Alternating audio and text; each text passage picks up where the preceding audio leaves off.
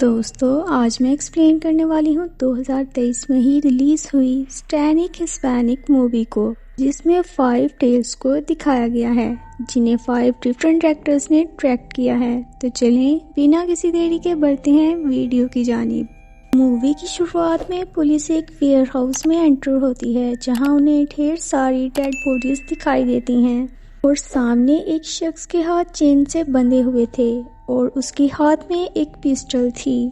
देखने से वो शख्स मुर्दा दिखाई दे रहा था, लेकिन अचानक से उसने गन ऊपर की तो पुलिस ने उस पर फायर कर दिया। शख्स ने दोबारा से गन ऊपर की तो पुलिस ने दोबारा फायर कर दिया। और दोस्तों, ऐसा कैसे हो सकता है कि एक शख्स इतनी ज्यादा गोलियां खाने के बाद भी जिंदा रहे। तभी पुलिस ने नोटिस किया कि इसी चेन से अंदर की तरफ कोई बंधा हुआ है और वहीं इस चेन को बार बार हिलाकर गन ऊपर कर रहा है।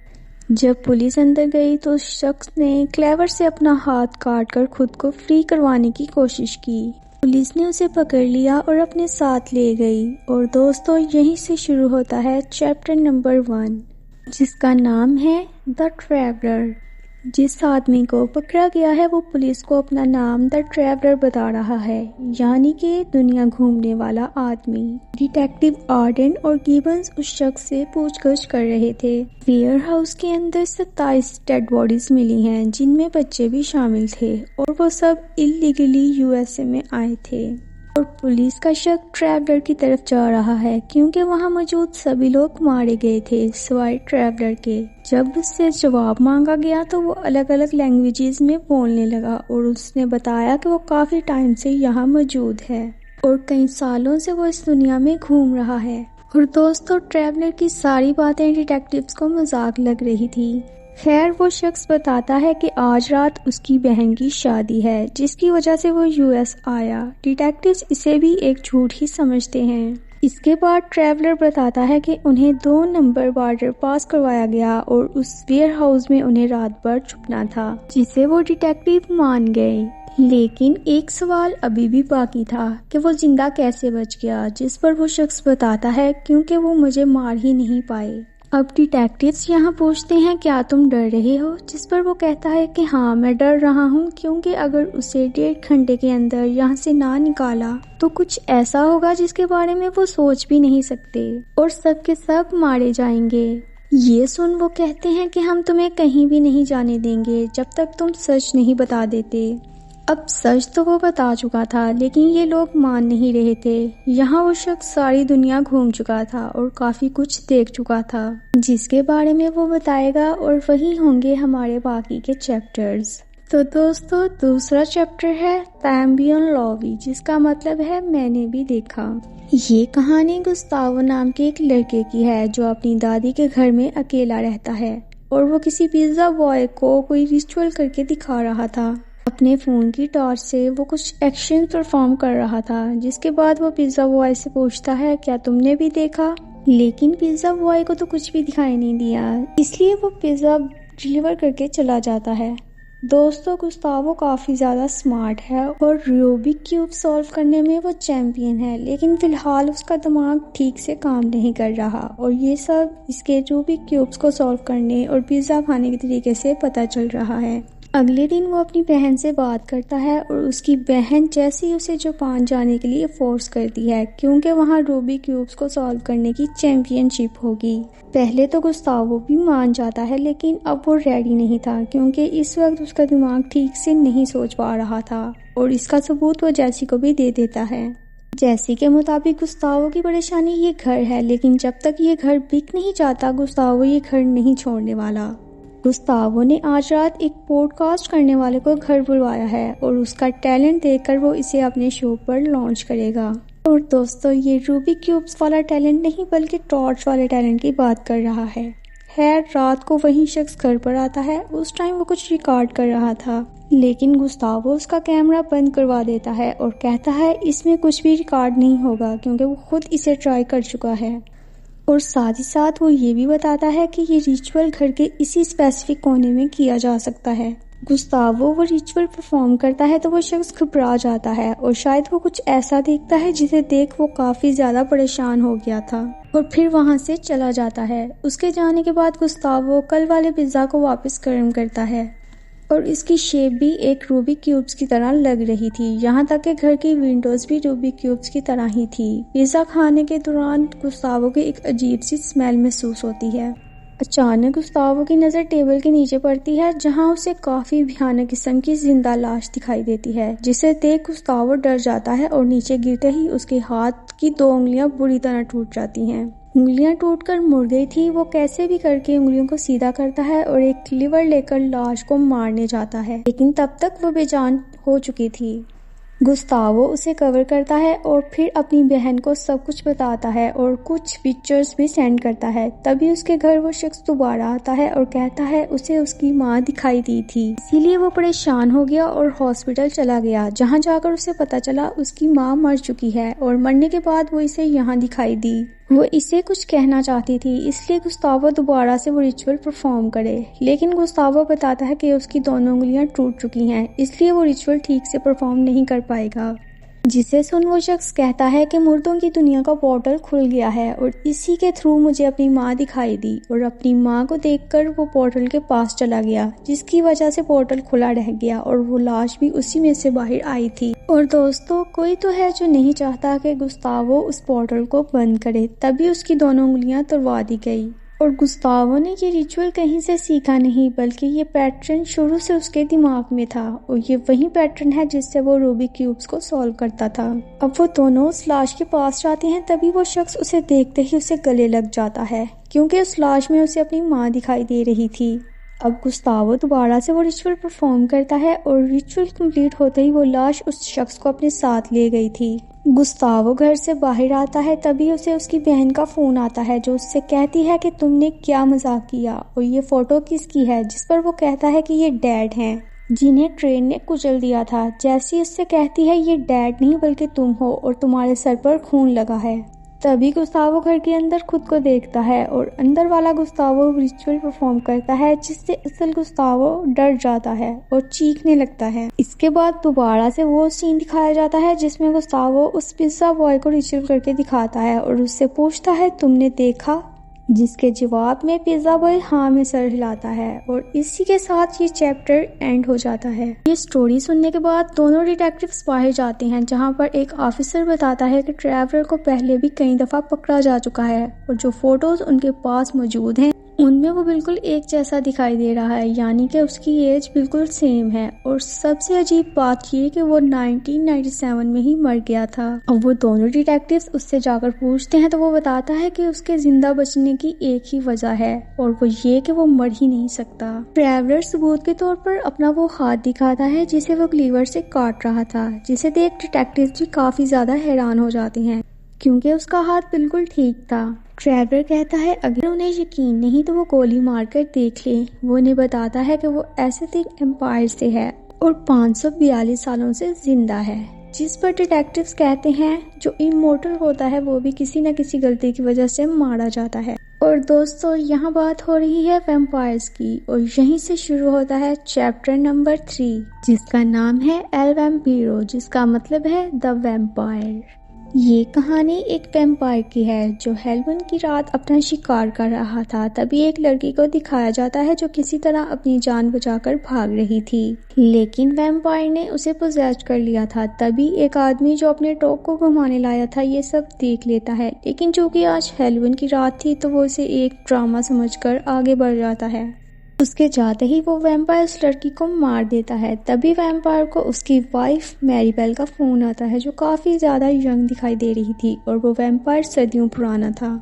सुबह होने वाली थी और वो सोने जा रही थी, इसलिए उसने सोचा वो फोन करके इसका भी पता कर ले, क्योंकि साल में सिर्फ एक ही रात आती है जिसमें ये खुलेआम घूम फिरकर अपना शिकार कर सकता है। लेकिन इसी वजह से ये टाइम देखना भूल गया था। सूरज निकलने वाला था और 15 मिनट में इसे घर पहुंचना होगा। मैरीबेल उसे समझाती रही कि गाड़ी चलाना सीख ले, लेकिन उस वक्त ये माना नहीं और चमगादड़ बने भी इसे काफी टाइम गुजर गया तो वो ये भी भूल गया, लेकिन फिर भी वो ट्राई कर रहा था, लेकिन वो नाकाम रहा। इसलिए उसने एक स्कूटर छीन लिया। रास्ते में 3 लिफंगे उसे तंग करने लगे। फिर वो सारे काम छोड़कर उन्हें उधेड़ने में लग गया। तीसरे लड़के को समझ आ गई कि ये एक वैम्पायर है। तभी उसने एक वुडन स्टिक उस वैम्पायर की छाती में घुसा दी, लेकिन उसने वुडन स्टिक राइट साइड में घुसाई जबकि दिल लेफ्ट साइड पर होता है। बदले में वैम्पायर ने उसका सर ही उखाड़ दिया। तभी वहाँ 2 पुलिस वाले आ जाते हैं। वैम्पायर को लगा कि वो फंस गया, लेकिन हैलोवीन की वजह से पुलिस वालों को लगा कि ये कोई सेटअप है, तो वो वैम्पायर के साथ फोटोज बनवाने लगे। लेकिन जल्दी वो समझ गए कि ये असली खून है। उन्होंने वैम्पायर को मारने की कोशिश की। तभी वैम्पायर ने उन्हें पोजेस्ट कर लिया, लेकिन उसकी पावर्स काफी लिमिटेड थी, इसलिए वो एक वक्त में एक ही इंसान को पोजेस्ट कर सकता था। वो एक पुलिस वाले को पोजेस्ट करता तो दूसरा गन उठा लेता, दूसरे को करता तो पहला गन उठा लेता। ये सब ऐसे ही चल रहा था, इसलिए उसने भागने का सोचा।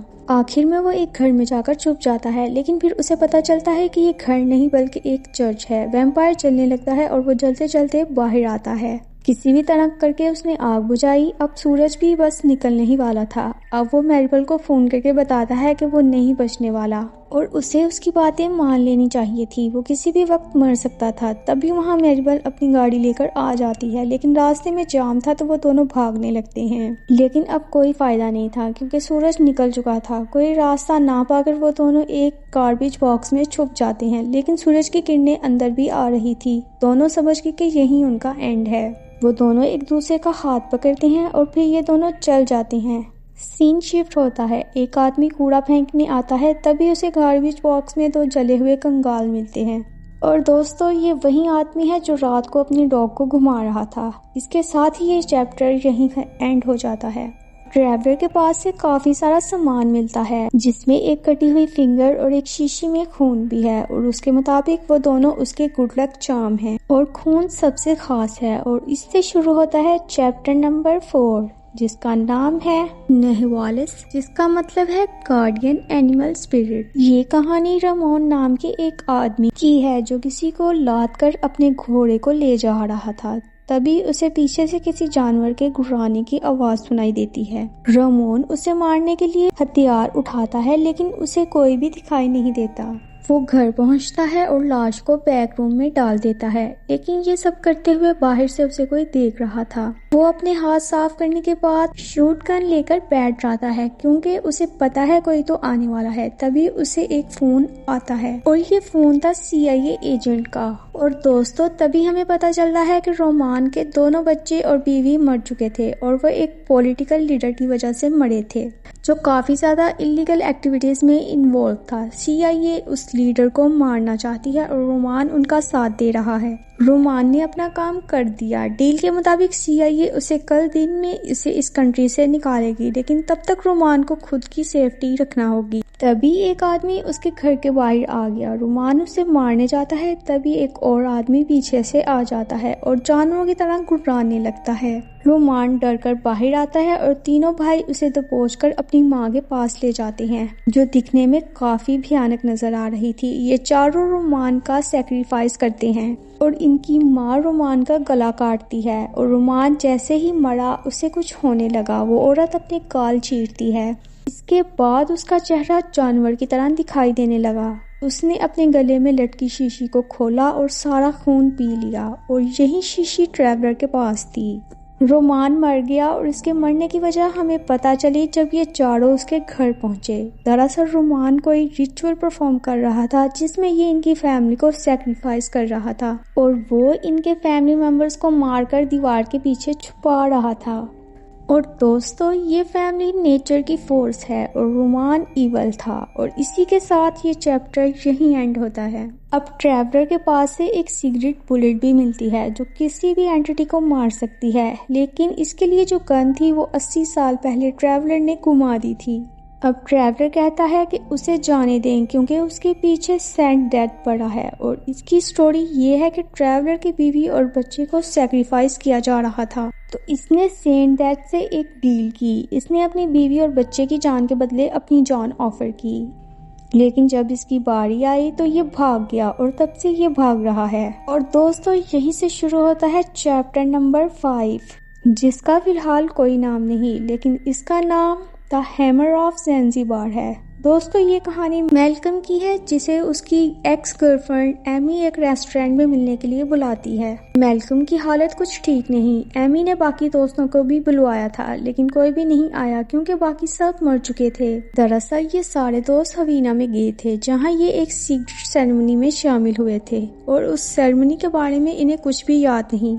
लेकिन मैल्कम ने छुपकर पूरी सेरेमनी रिकॉर्ड कर ली थी, जिसकी वजह से ये सब शापित हो गए और काफी ज्यादा डेमंस इनके पीछे लग गए और अब ये सब एक एक करके मर रहे हैं। सेरेमनी पर जाने से पहले इन दोस्तों ने एक साथ फोटोज बनवाई थी और उस फोटो में काफी कुछ छुपा हुआ है। एक दोस्त ने लाल रंग पहना हुआ है और ये साइन है फायर डेमन का और वो आग में जलकर मरा। कैरल के बाल हवा में लहरा रहे थे, जो साइन है विंड डीमन का, और कैरल हैरिकेन की झपट में आकर मरी और एड प्लेजर डेमन की वजह से मरा। और मिगल के बारे में मैल्कम ने नहीं बताया, बस ये कहा कि वो पिछले हफ्ते ही इसके सामने मरा था और अब बचे हैं ये दोनों। और बचने का सिर्फ एक ही रास्ता है और वो ये कि उस रिकॉर्डिंग को तबाह कर दिया जाए। इसे मैल्कम पहले ही ट्राई कर चुका है, लेकिन वो तबाह नहीं हो रही। यानी कि डेमंस उस रिकॉर्डिंग को यूट्यूब पर डालकर बहुत से लोगों को शापित करना चाहते हैं और फिर डेमंस उनको भी मार देंगे। अब मैल्कम कहता है कि उसके हिसाब से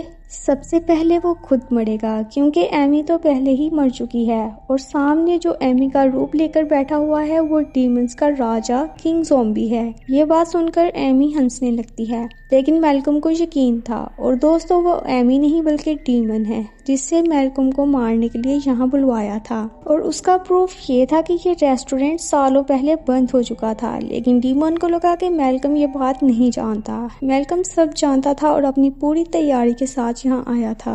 उसने शूट गन फायर करके डीमन को उड़ा दिया, लेकिन वो इससे नहीं मरने वाला था। इसी तरह मैल्कम उसे मारता रहा, लेकिन इंसानी हथियार उसे नहीं मार सकते थे और मैल्कम ये बात जानता था।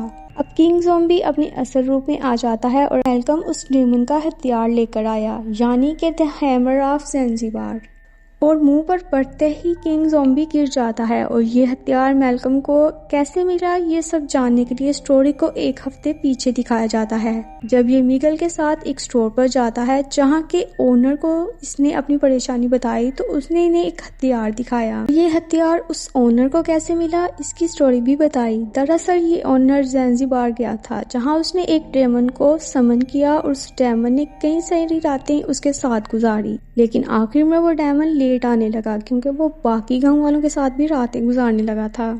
तब जलन की वजह से उसने उस डेमन पर एक क्लीवर से अटैक कर दिया, तो वो भाग गया और पीछे उसका एक पार्ट रह गया, यानी कि द हैमर ऑफ ज़ंजीबार। और जब ये कहानी बता रहा था तो मिगल के अंदर एक डेमन आ जाता है और उसे भी उसी हैमर से मारना पड़ा। और अब मैल्कम उस हथियार से किंग ज़ॉम्बी को मारने वाला था। उसने हथियार उसके मुंह पर दे मारा, जिससे वो मर गया, लेकिन तभी वो होश में आ जाता है और उसे पता चलता है कि उसने पोजेशन में आकर पूरे रेस्टोरेंट को खत्म कर दिया। पुलिस आकर मैल्कम को ले गई और इसी के साथ ये चैप्टर यहीं खत्म हो गया। अब वापस आते हैं।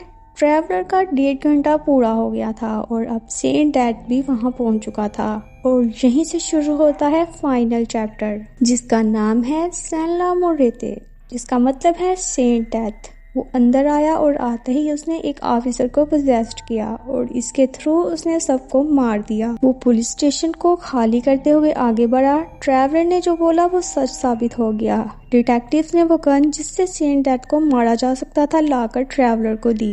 दरअसल वो गन पुलिस स्टेशन में ही मौजूद थी। ऑफिसर ने सेंट डेथ पर खूब गोलियां बरसाई, जिससे उसका कवर उतर गया था और अब सामने आया उसका असली रूप। अब ट्रैवलर वो गन लेकर उसके सामने आ गया। ट्रैवलर ने गोली चलाई और वो राख बनकर उड़ गया, लेकिन जाते हुए बोलकर गया कि वो दोबारा आएगा। अब ट्रैवलर गाड़ी लेकर वहां से निकल गया, लेकिन रास्ते में पुलिस वालों ने उसे दोबारा पकड़ लिया। अब ट्रैवलर ने दोबारा से यही कहा कि अगर 1.5 घंटे के अंदर उसे ना निकाला तो बहुत बुरा होगा। और दोस्तों, इसी के साथ ये मूवी यहीं खत्म होती है। अगर आपको मूवी पसंद आई है तो प्लीज़ मेरे चैनल को सब्सक्राइब कीजिए और बेल आइकन को प्रेस कर दीजिए ताकि मेरी तमाम वीडियोस आप तक पहुंचती रहें।